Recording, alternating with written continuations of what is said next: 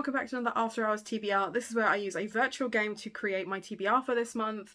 I'm going to be reading almost exclusively fantasy books this month, or at least trying to, purely because, other than like book clubs and Patreon picks, etc., the only readathon I'm taking part in April is going to be the Creepy Geek, aka Gem, Tomes and Treasures D&D readathon, because essentially you get to create a character and then you read prompts based on that, and it is very similar in structure to Aurelium, but I have reached the point where I'm finding Aurelium incredibly overwhelming. Like, there's just so many prompts and so many like choices you can make that I think when it comes to the August version, I'm going to do the thing I did the very first time I took part in Aurelium, which is steal from other people's TBRs as a way of reading a variety of different things, but I'm not going to commit to it this April. I just can't do it mentally.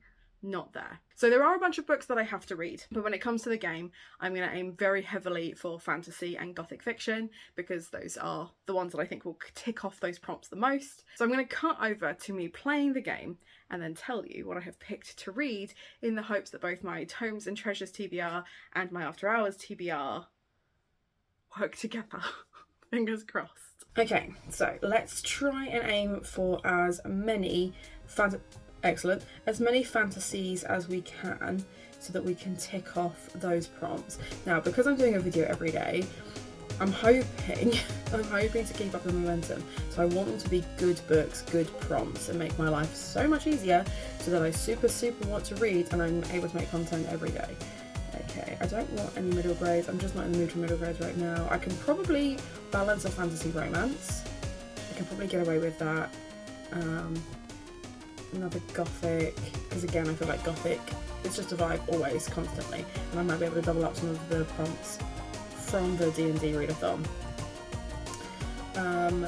But yeah, let me know in the comments down below. Are you taking part in the D&D readathon? No, empty room. I'm taking part in the D&D readathon. I know Gem and Ashley have worked really hard on it. There's another fantasy one. What is another gothic one? Let's just tick off all of those. I don't want any non-fiction.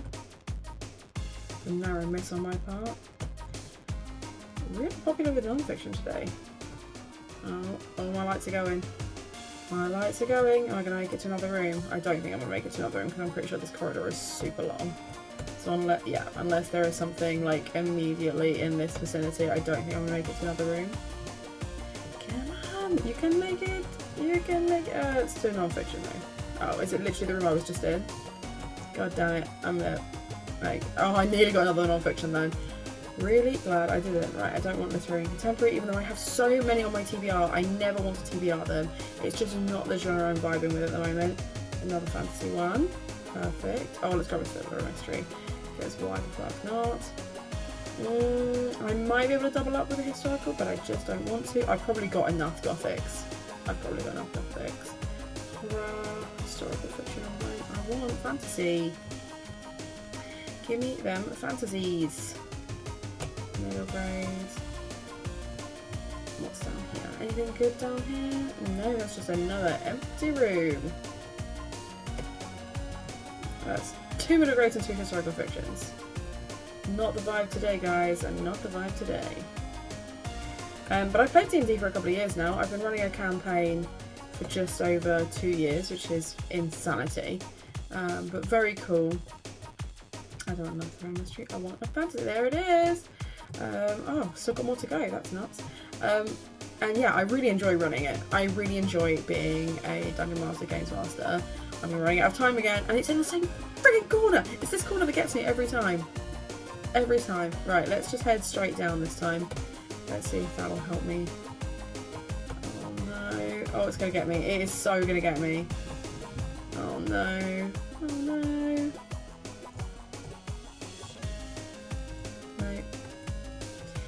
That non-fiction one is just not going away. I am not. I refuse. I refuse to pick up a non-fiction. I want more fantasies. I feel like I've got, like, I don't know what it is. Like, sometimes the prompts seem to collect really quickly, and sometimes just not at all. There we go. There we go. Fantasy sci-fi, a gender-swapped retelling.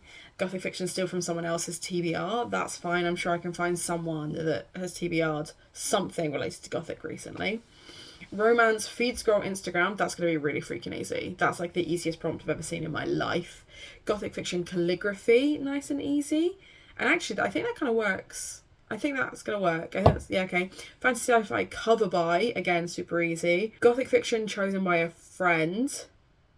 Okay. Okay, I know how I want to do this one, that's fine. Fantasy red cover. Spring vibes for both thriller, mystery and sci-fi. And fall spooky vibes, so seasonal vibes for our sci-fis and fantasies. Hopefully those will double up really nicely with the D&D prompts that I've picked, but we'll see.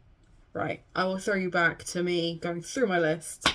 Enjoy. So for Tomes and Treasures, I am basing the character that I'm building off of my very first D&D character, who was called 𝚘𝚘𝚎. She was originally a half-elf sailor, but I'm going with a halfling this time for reasons that I'll get into in a second. But essentially, she was a sailor of the 7 seas and she had 7 sisters. The idea being that every single time my character died, because it was inevitable, I was a beginner, I would have a backup sister who would have all the same skills and weaponry and stuff as her, so I could just kind of recycle that character.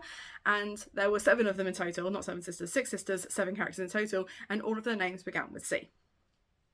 So we're building 𝚘𝚘𝚎 today. And like I said, I'm changing the original race, which was half-elf, to halfling. The prompt for halfling was a book under 200 pages, and then I was able to double this up with my after-hours fantasy with fall/spooky vibes, and I'm going to be reading 𝚘𝚜𝚎 𝚆𝚌 by 𝚃𝚗𝚎. It's a nice short book. This one was gifted to me by Zach. I don't know very much about it other than the fact that it's a fantasy retelling. I got it from Toppings, or Zach bought it for me from Toppings, which is why it comes in this really cute little plastic case to protect it. I'm very, very excited for this one, but I'm going in almost completely blind as to the actual narrative, which is probably a good thing, because otherwise I will set myself up with high expectations. It's going to be a fantasy, high fantasy retelling, fall and spooky vibes, and it's under 200 pages, so we love to see it. So for class, I've gone with Ranger, because technically Rangers and sailors are kind of, well, sailors can either be fighters or rangers, I think, but I think they traditionally were under the ranger category. So to do that, I needed a book which had hunting in,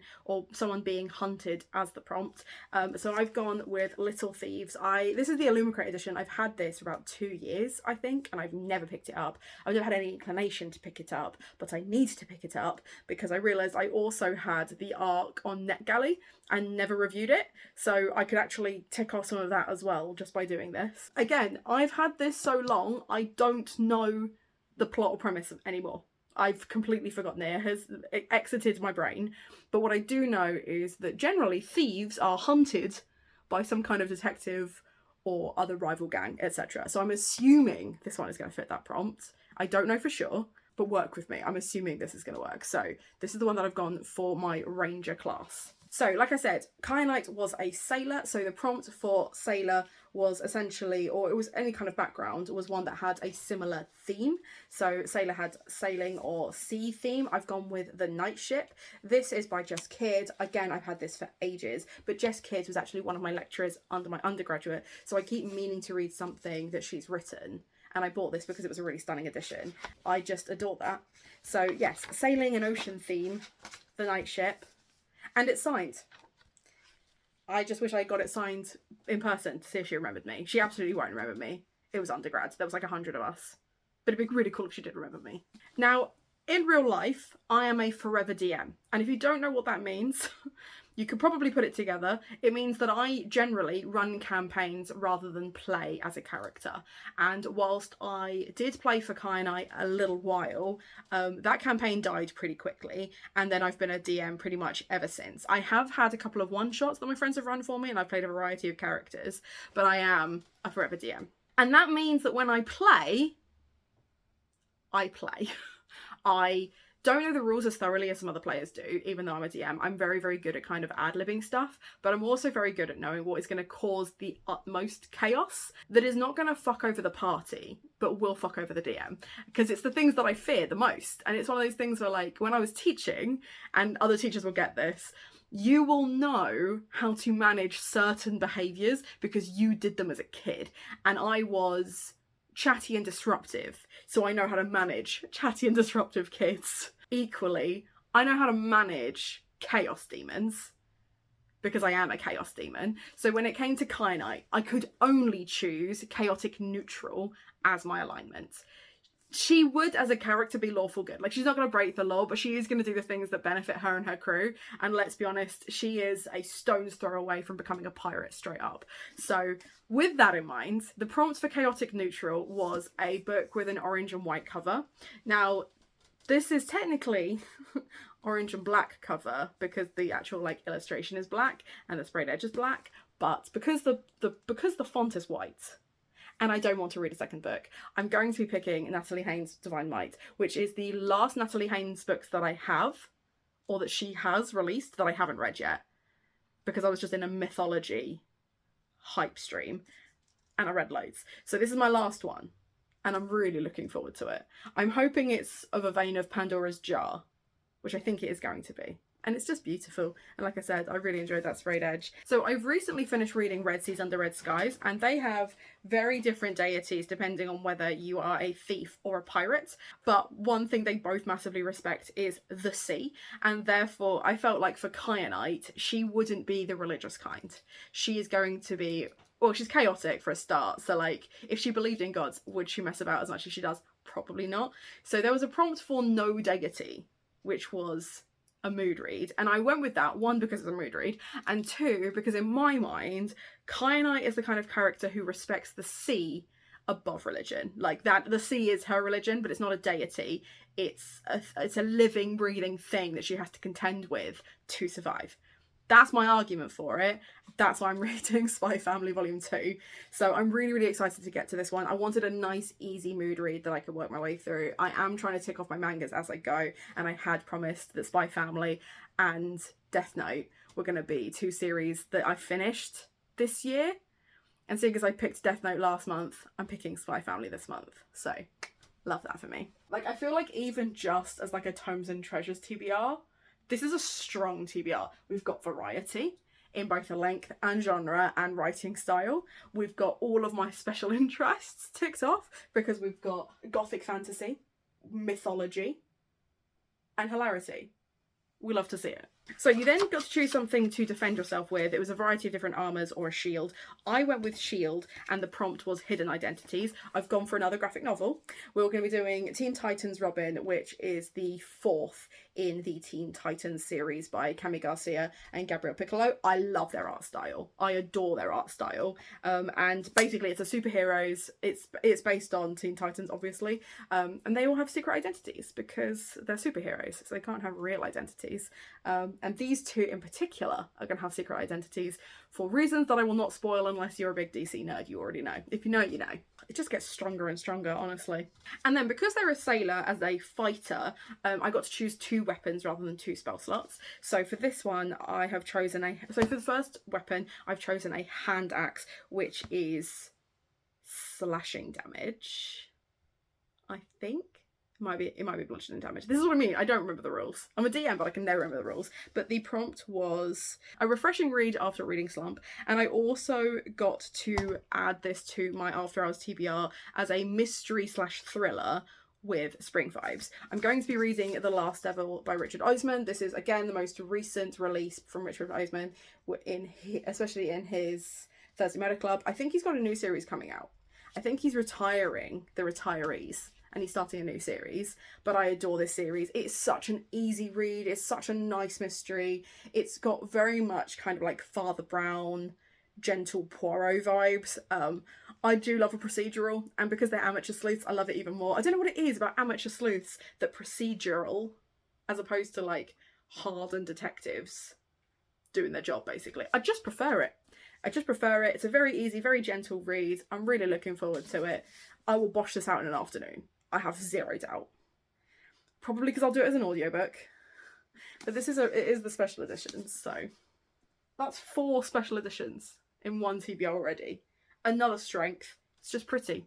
It's just a pretty TBR. What can I say? And we're continuing the theme with the second weapon. So I also chose a longbow, which is slashing damage, and the prompt was a book that's likely to make you cry. I'm also adding this for Gothic fiction spring vibes, which is The Dance Tree by Kieran Morwood Hargreaves. Now, I'm saying Gothic fiction because I feel like it's going to be historical Gothic, and I know it's going to make me sad because it is about women losing their children. And I can't remember if it's miscarriages or like early stage postnatal death. I'm concerned. I know that will make me cry. I have no interest. I am, what's the phrase? It's like willingly child free or actively child free or something like that. I have no interest in kids whatsoever. But things like this will still make me sad because I'm a human being. So still a special edition. Have been putting this one off for 1,000 years because it's going to make me cry. It is going to make me cry. Because they're a sailor, their environment is going to be the ocean, and therefore the prompt was to match your setting of your book to your environment. So being the ocean, I have gone with The Deep by River Solomon, and I am also TBRing this because whilst I couldn't find anyone's actively TBR'd a fishy style or ocean-based Gothic fiction, I don't know why I said fishy. She's a mermaid. She's not a fish. I'm sorry. Because I haven't seen anyone do that, I did see that Abby from 𝚘𝚘𝚎 had read this recently, or was currently reading this on their Instagram. And because I was Instagram feeding for that other prompt, I thought I'd double this up. So this is Gothic fiction, friends TBR, fellow TBR, and then set in the ocean. I'm pretty sure the premise of this is essentially it follows the slaves, or the mythology that slaves that escaped or were thrown overboard from ships when they were sick or dying during the slave trade became mermaids. And I really hope it has some kind of happy ending. I doubt it. This one might also make me cry. But I'm not usually a massive mermaids fan. I'm definitely more pro-pirates, lesser on mermaids, but I think this is going to be an interesting twist on that. And then, in true chaotic fashion, the final prompt was to read something, was to basically do a skill test, roll a d20, and then essentially work your way through your shelves to work out what it was you were going to read. And like I said, in true chaos fashion, I rolled a nat 1. I rolled a nat 1.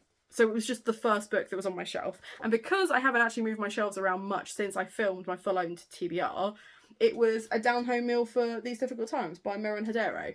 I know next to nothing about this. I know that this is one of the Canongate books that I got from Olivia back when Olivia was working at Canongate, but I know nothing about it. So let's go on a journey to find out. But yeah, so essentially that is my full Tomes and Treasures TBR. But she's not done yet. For Gothic fiction calligraphy, I'm going to be reading The Invocations by Crystal Sutherland. I didn't massively love the first, what's it called? The one with the flowers on the front.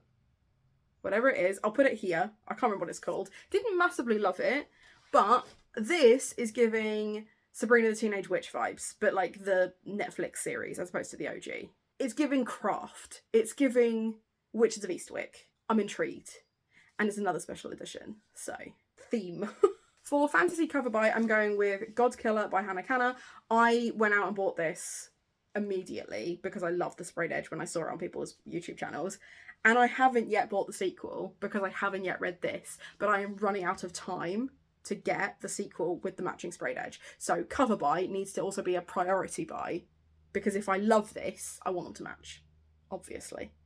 I'll be devastated if they don't. So then we had Gothic fiction chosen by a friend. So I have 3 very different types of Gothic fiction that I'm going to let Lizzie choose for me. The first one is Hyde by Kirsten White. I don't think Lizzie's going to pick this for me, purely because they unhauled this to me. They didn't love this. I think this is going to be more of a horror than a Gothic, but I'm leaning towards it anyway, and I feel like I've had it on my TBR long enough that I need to give it a go. I also have The Wicked Remain by Laura Pohl, which is the sequel to The Grimrose Girls, which again I've been meaning to read for ages and just haven't, so dark academia type of Gothic. And then The Hacienda by Isabel Cañas, which is going to, I feel like it's going to be like a Mexican Gothic style Gothic, and I'm just here for it. So 3 very different types of Gothic that Lizzie is going to choose from, because I thought I could just tell them to just pick a Gothic from my shelves, but last time I did that and I got my brother to pick me a historical fiction, he chose The Histories by Herodotus, and I'll be honest, it's made it impossible for me to trust anyone to choose me a decent book ever since. So we're narrowing it down to 3, and then we're going to let Lizzie pick from 3. But at this point, I don't know which one they've picked, so they're all going on the shelf. And for fantasy red cover, I'm going with And Break the Pretty Kings by Lina Zhang. I have no idea what this is about, but it's clearly a fantasy. They've clearly got magic, and it's a red cover. We tick prompts. We don't research here. That's not true, but I just don't remember. It's another one I've had on my shelf for like 1,000 years, so I just don't remember. For fantasy spring vibes, I'm going with Violet Made of Thorns. Again, I feel like I've had this on my TBR for forever, to the point that I saw that it was massively hyped and then silence, which we all know is a great sign. No idea, but should make for a really interesting read. I also got a fantasy gender swapped. I'm going to be listening to One for All by Lady Enough. This is a Three Musketeers retelling that is gender swapped, I think. So I'm quite hyped for that one. It's certainly LGBT. And then the final after hours prompt was romance feed scroll. The first one I saw that I knew that I had, because it was technically in Waypoint and didn't technically belong to me, but I have it anyway, is Icebreaker by Hannah Grace. I'll be honest, this will be my first sports romance since I was about 16. I read a rugby one once and it was traumatizing, and I was a rugby player at the time, so I just wasn't vibing with the vibes. But everyone's in their hockey era, or I feel like actually I've missed the hockey era and they're in like golf and I don't get it. Anyway, super late to the party, but people are still posting about it on their feeds, so who knows? But if you thought that was it, you'd be wrong, because there are still 3 more books that I have to add to my TBR. The first one is the Lunar Library pick. This is where I select a book, you get it discounted through Waypoint Books, we read it together, and then I do a live show at the end of the year where I kind of collate all of them. I have for the last 2 years really struggled to keep up with the decent books because I have no idea if they're going to be any good or not. I'm going purely on instinct, and the instinct, not always strong. Sometimes I've picked 5-star reads and others I've straight up DNF'd. I have really high expectations for April's pick. Like really high expectations. I've heard nothing but good things. So, reading that. April's pick will no longer be available by the time you see this, but May's will. So hopefully you can jump on for May. I also have my Patreon pick because we do a bingo board that's in the centre of that. And then the final one is Gothic Along, where we're reading The Beautiful Ones, which is my favourite Silva Moreno Garcia book of all time. And that's saying something, considering I literally just reread Mexican Gothic. This is my favourite, and I'm so excited to reread it, and I'm so excited to discuss it at length, because I could talk about this book for days. It'd be the same thing over and over again. It would be that it's perfection and you can't tell me otherwise, but I would say that on repeat for days without pay. We'd just do it for the love of it. Lots to read and lots to do, because I realised at this moment that I did not say at the start of this video that I should say at the start of this video, because I'm posting this on the 1st of the month. I'm attempting a video every single day in April. And I'm saying attempt because apparently I can either do loads of live shows or some content or some Discord stuff or some Patreon stuff. I've been really struggling at actually getting myself organised enough to get all of those platforms consistent, and consistency is key. So doing nothing and waiting for the energy or waiting for the right time or whatever hasn't worked. Time to put on the pressure, time to whack up the heat. I'm going to attempt to post a video every single day in April. Fingers crossed for me, hopes and prayers, but your girl's gonna give it a go. I'm gonna give it a go. I've never done it before. We'll see. So this is the first of 30. With that in mind, let me know where you think I should start on my TBR. Should I work my way through essentially as I did with my Times and Treasures ones and then worry about these ones later, except for this one and the other 2 that I mentioned that I have to prioritise? Let me know what you're most looking forward to reading in April. Are you taking part in Times and Treasures, or are you doing Aurelium, or are you doing both, or are you doing a completely different readathon that I hadn't heard about? Let me know in the comments down below. If you just want to let me know you were here, feel free to leave a little fox emoji in the comments. Treat yourself to something from Waypoint because it supports me and my content. Check out all the links below because, like I said, I have a Patreon now. And most importantly, have a nice day.